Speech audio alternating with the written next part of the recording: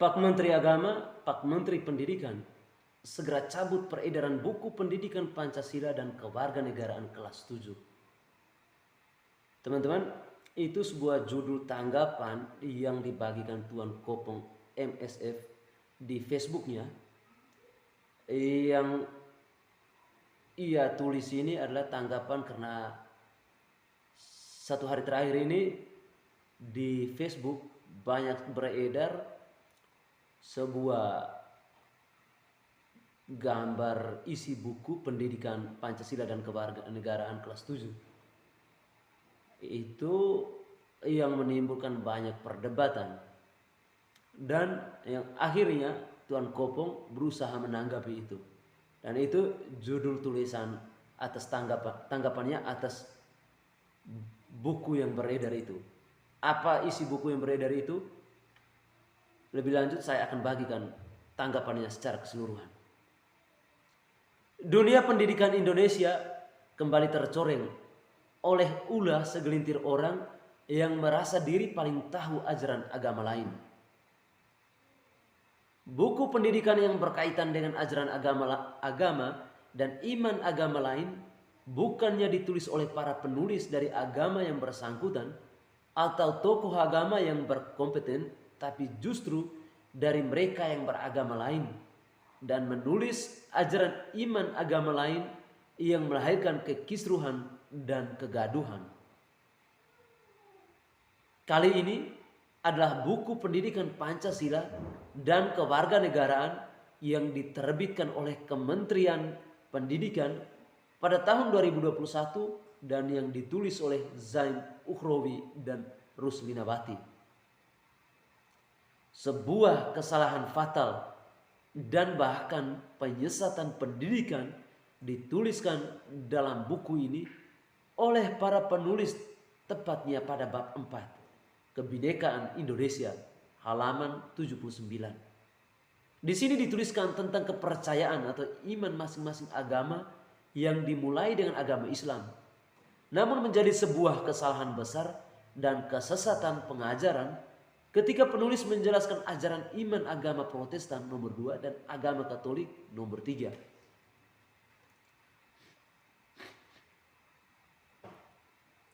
Kesalahan pertama adalah dengan menyebutkan Protestan sebagai Kristen, sedangkan Katolik tanpa kata Kristen.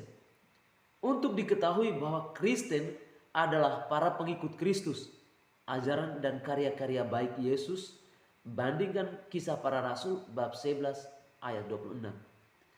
Maka Katolik menjadi pertama kali yang sejatinya Kristen. Karena kalau mau jujur, Protestan merupakan pecahan dalam tanda kutip dari Katolik yang memisahkan diri mereka dari gereja Katolik dan mendirikan komunitas mereka sendiri yang kita kenal hingga kini sebagai Protestan. Maka menjadi jelas bahwa Kristen itu adalah Katolik dan komunitas gerejawi lainnya seperti Protestan dan lainnya. Singkat kata, Kristen adalah Katolik dan atau Katolik adalah Kristen.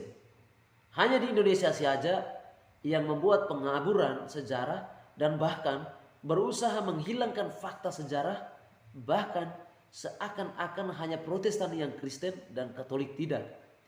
Ini salah kaprah dan penyesatan.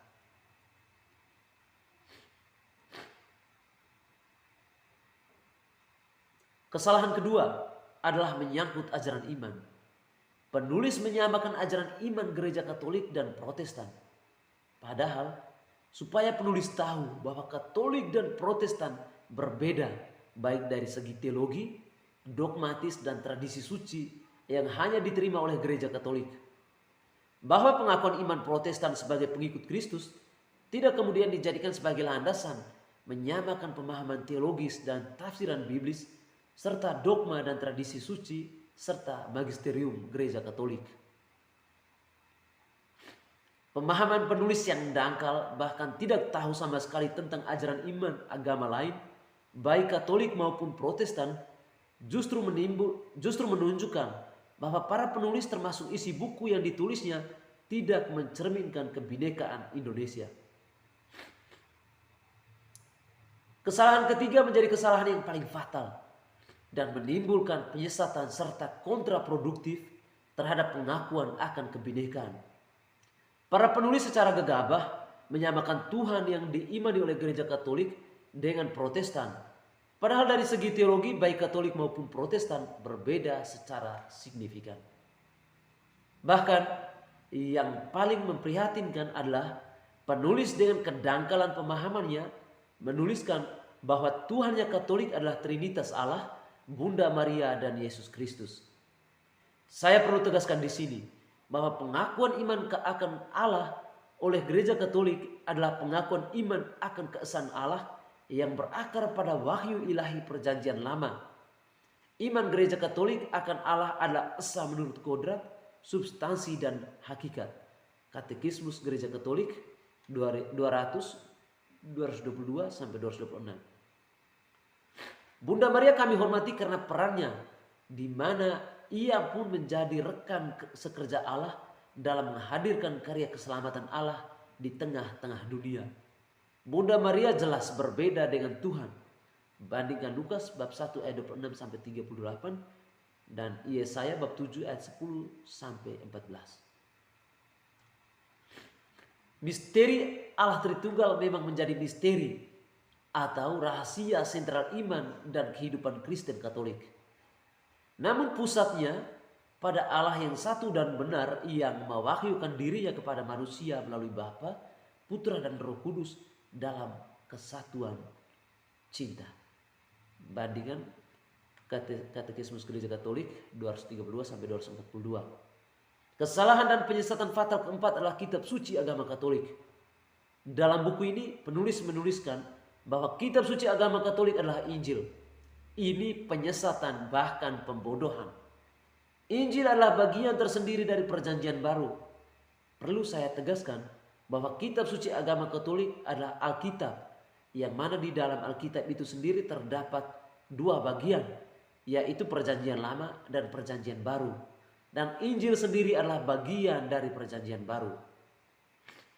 Atas beberapa kesalahan fatal, penyesatan dan pembodohan pendidikan di Indonesia, maka saya mendesak kepada kementerian terkait untuk pertama, segera mencabut buku tersebut dan meminta para penulis untuk melakukan permohonan maaf atas kesalahan penulisan yang dibuat kepada agama-agama terkait.